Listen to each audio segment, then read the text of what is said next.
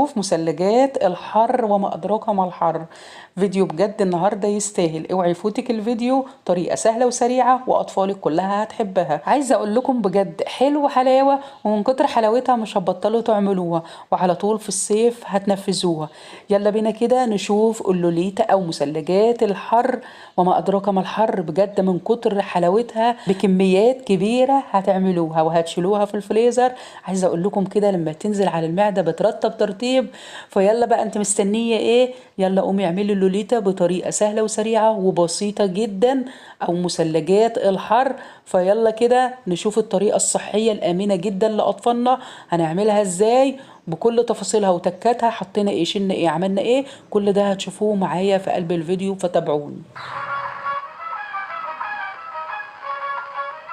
ورقة وقلم بقى واكتبي ورايا المقادير. أول خطواتنا في طريقتنا هتكون